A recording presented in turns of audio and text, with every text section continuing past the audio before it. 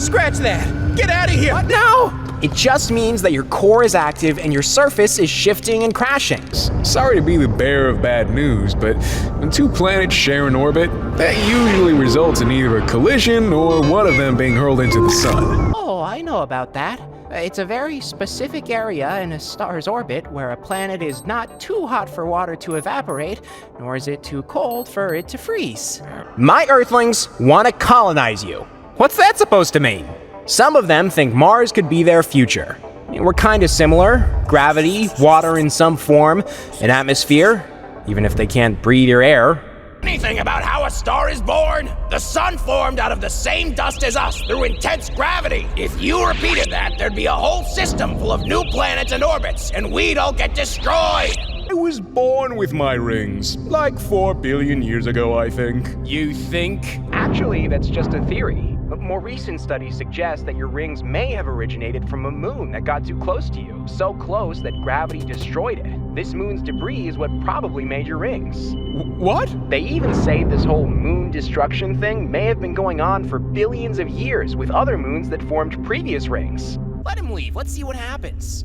You idiot! You know why they call it the solar system? Now we're gonna be a bunch of frozen Plutos drifting through space.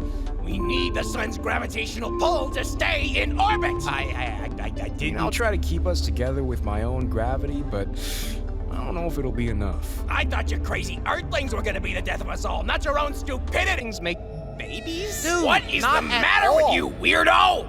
I'd say it's more like a phoenix. You die, but then new life will blossom out of your ashes. But at least tell me why you stink, please. Okay, well, my atmosphere is made of hydrogen sulfide. Gotcha. What's that? It's one of the smelliest chemicals, like in the universe. Oh! You're interested in the Earth? I mean, who isn't? He has the conditions to sustain life. He has liquid water.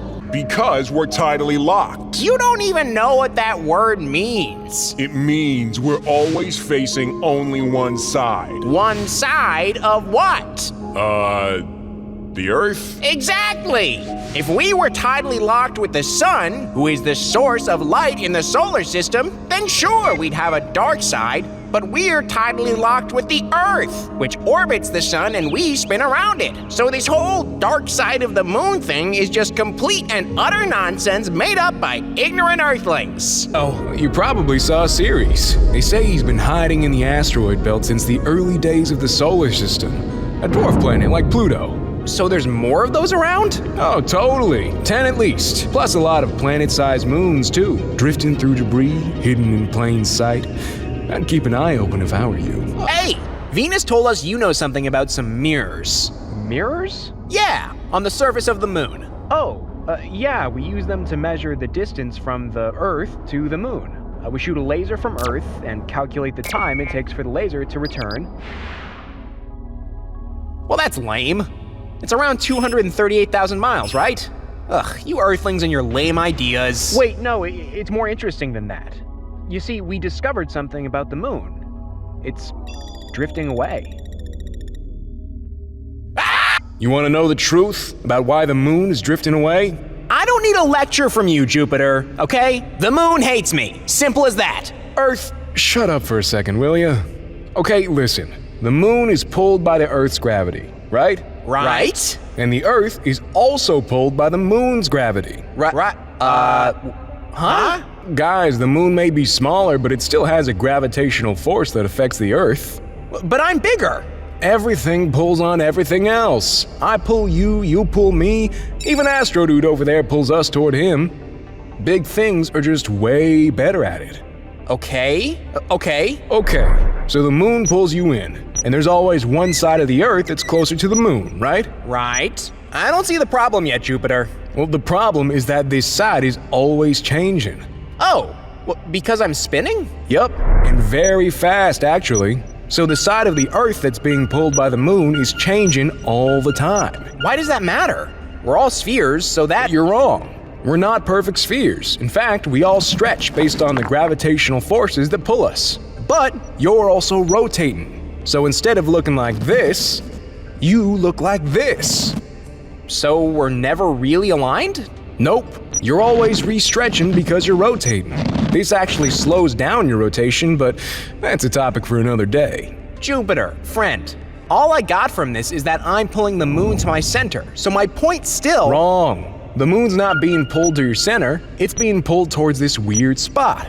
That's what accelerates the moon into higher orbit. Wow. Jupiter! Please tell me I'm a planet! Whoa, calm down there, little guy. Did the Earthlings make up some new rules? No, it's just Venus is saying I'm barely a planet, that I'm like Pluto, that I'm small, and I'm… Don't worry, really. You're nothing like Pluto. But how can you be sure? I'm not that much bigger. Size isn't the only thing that makes you a planet. If you have a steady orbit that isn't full of huge space debris you can't clear, you're fine. Help! Sure, buddy. What can I do for you? I think we should find a better star and spin around that. Okay, Earth, I love you. I'll hear you out. But that's incredibly dumb. Why? I get it, but he really is the best we've got. Other stars will also become red dwarfs one day, or go supernova. And don't get me started on supernovas. Well, yeah, but our sun can't be the best option, right? Okay, hypothetically, if we were to find a new star, the closest one is 4.35 light years away. We'd all freeze up on that trip, especially you. Plus, where'd we get the momentum?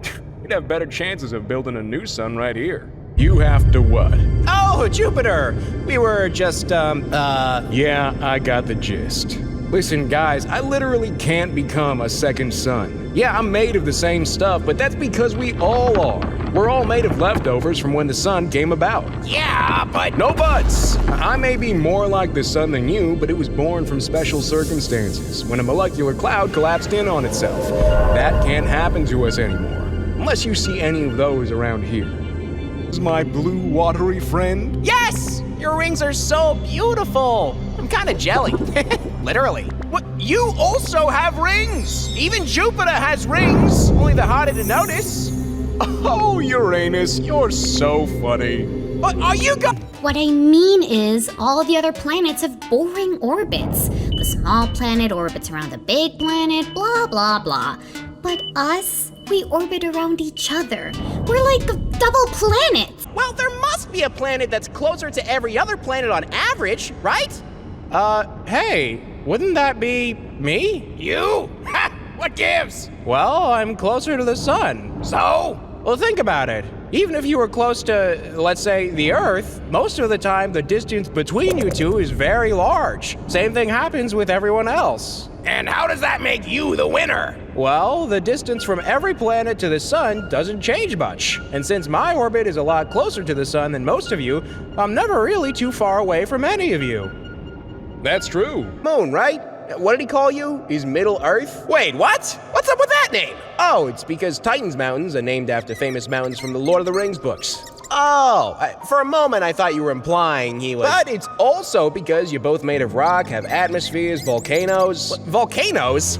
Isn't he like very cold? Ice volcanoes. Oh, that sounds way cooler. What? No! How is ice cooler than lava? Well, it literally is. But anyways, you both also have lakes and rivers. Nobody else does, for what I know. So? Does he have an ocean, huh? Under his surface. And not just any ocean, liquid water. So it's possible he could sustain life… Stop! Earth, having life doesn't make you special. Oh, please, elaborate. If you multiply the rate of star formations with the fraction of stars that may have planets, and then multiply that with the number of planets that could sustain life, and then that with the average lifetime of a planet, we get… Jupiter?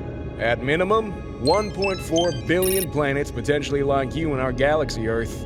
The main theory of how planets are formed is called the nebula hypothesis. In short, when a nebula collapses, it releases a huge cloud that orbits a young star.